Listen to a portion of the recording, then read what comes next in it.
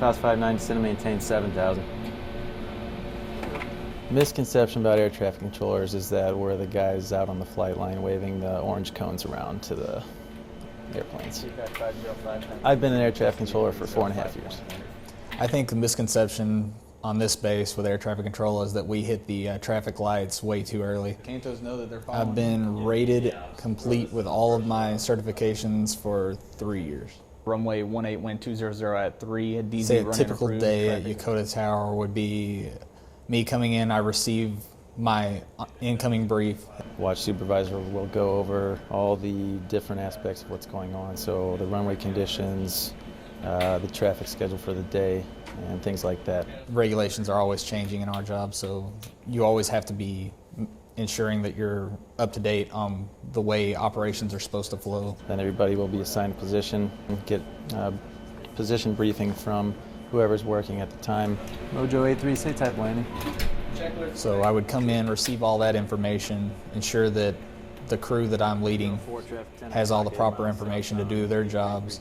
And then you'll work usually about an hour to 2 hours at a time, and in between you'll get a break. So when you're on your break, you'll be running simulators for trainees or doing one-on-one classroom training or writing evaluations. When I came into the career field, I actually didn't know what I was doing. So it was all a surprise to me. I knew I was going to be working up in the tower. I wasn't sure what that entailed. I didn't realize that I was going to be handling the emergency situations that I have seen. I didn't realize that it was broken down the way it is. My FSC just says that I'm an air traffic controller. It doesn't break it down into I'm a tower controller, I'm a radar controller. So when I found out about the job, I was able to visit the St. Louis TRACON and get a tour and kind of see what it was. I didn't really know what was going on, but I thought it looked cool, so I thought I would try it. However, I got slotted for tower and radar are two completely different animals. But I'm really glad that I ended up in tower because I like it to be a lot more fast-paced. My first orders were for a tower base, and I traded to go for radar. It just seemed more fun to me.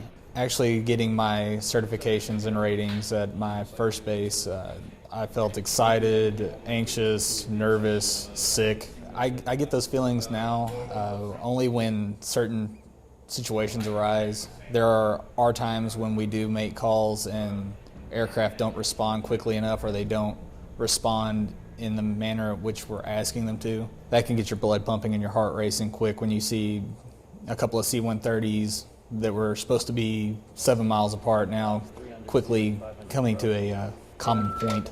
I think the most challenging thing would have been getting rated. Just aside from the training, the whole environment is just difficult to be in. You're just under constant pressure and it's very intense. I really enjoy whenever traffic comes back in a high volume, and it's that moment where you plug in and you start to work with that traffic, or you have an airman that's in training plug in and they begin to work that traffic while you're monitoring it, where you feel like only 5 minutes has passed after everything's cleared and everything's on the ground and things are calming down. You realize, wow, I just went through 4.5 hours of the day. I'm one of the people that really enjoys this job, so to get to come in every day and do something you love, I feel pretty excited about it.